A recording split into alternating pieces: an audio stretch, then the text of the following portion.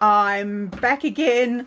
Linda here. I'm having so many technical difficulties this morning.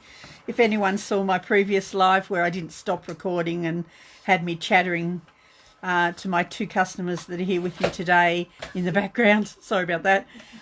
So here we go. I'll try and do a better job this time. Hopefully this one's up the right way. I'm trying to see which direction it is, but looks like it is. Okay, so cutting for the cards. The first thing is the lagoon. So cutting card bases. So your first cut is at 5.5.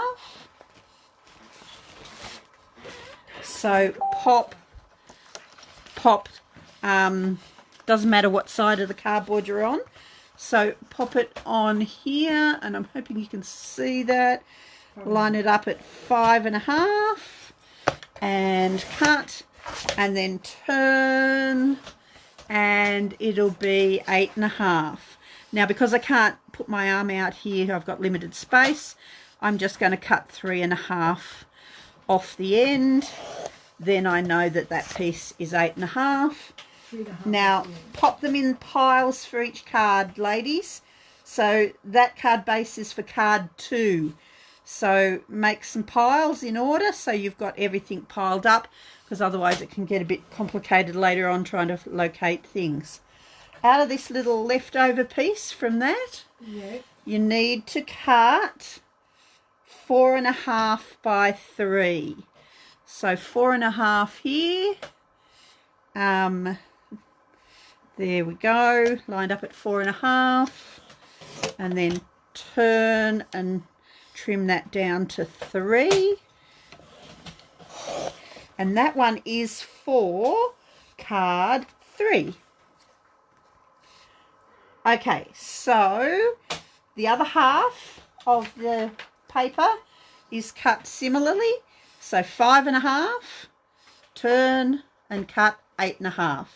And that's the card base for card number 5. Okay, so 5.5 by 8.5. So my trick is to cut 3.5 inches off the end, then you know it's 8.5. Okay, that one was for card 5. So that's the lagoon done. Now I'll come back to the B and T paper because it's a bit more complicated. So if you get the cutting guide in front of you, Alba, you can read the... sorry, just helping Alba in the background here. So if you have the cutting guide in front of you, you can read them off as I'm doing them. Okay, so we've done the lagoon. I'm going to skip that one for a minute. Sapphire is pretty easy. So the sapphire is just 5.5 by 8.5 again, 2 card bases. So they're the card bases for 4 and 3. Okay, so similarly, cut at 5.5, then 8.5. Okay, so the next sapphire piece in your kit is all cut out for you. So for the girls, my girls here, I'll help you with that in a minute. But for those of you who have a kit from your consultant, you should have your pieces, and they are the long piece here with a little hole out of it, this one here that has a bigger hole out of it, and then you should have some blue frames as well. Okay, so the other piece of sapphire we'll deal with in a minute. Okay, so the white daisy, we also need that for a card base, so 5.5 by 8.5.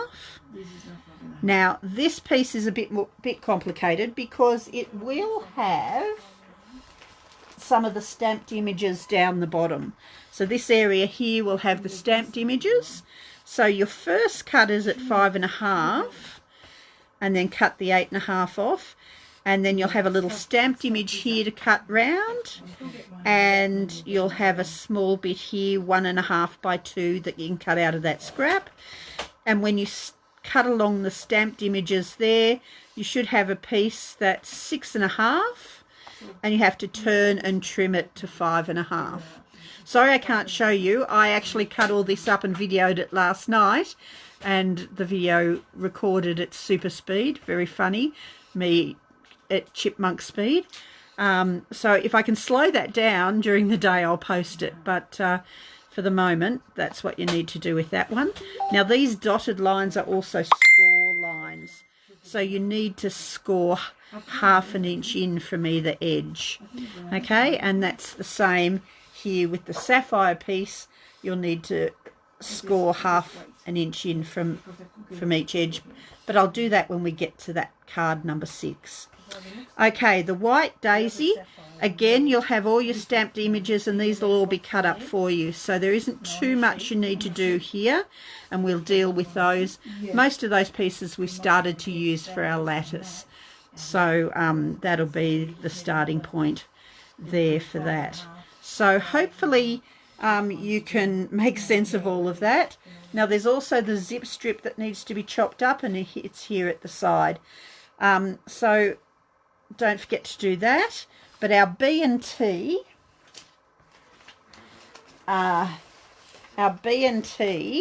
has some extra bits. Now this is the tricky bit. If you've got the stitch together paper, you'll have your scraps, and you need to cut these triangles out. So hopefully, I've used these ones with the nice floral. Hopefully there's enough triangles there if it's been cut out in the right places. You'll have those triangles, but you could use any of these triangles and try different designs. If you're using the Aurora paper, you just need to cut a 1½ inch square and then cut it on the diagonal. Okay, hope that helps. If you've got any questions, post it in the comments. Okay, thanks for that. Bye.